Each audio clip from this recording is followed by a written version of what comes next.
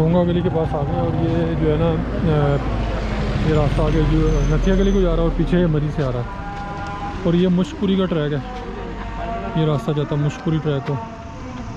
ये वाला जो सामने नज़र आ रहा है आपको, ये मुश्कपुरी ट्रैक को जा रहा रास्ता। यहाँ से तकरीबन कोई 2 किलोमीटर है जो गाड़ी चली जाती है यहाँ से आगे। और इधर साथ ही बिल्कुल उसके डोंगा गली के अंदर ही पाइपलाइन ट्रैक है, जो कि पाइपलाइन ट्रैक के नाम से मशहूर है, जो कि अयूबिया को जाता है यहाँ से डोंगा गली से। ये सामने जो ट्रैक नज़र आ रहा है आपको, ये सीधा वो सामने पाइपलाइन ट्रैक है।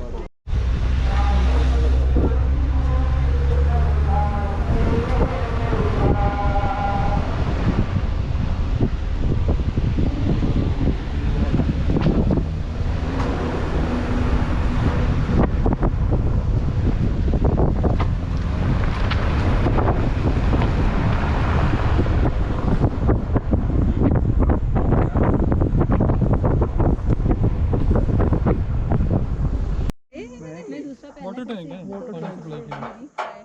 नीचे जाए तो बोला है तितली।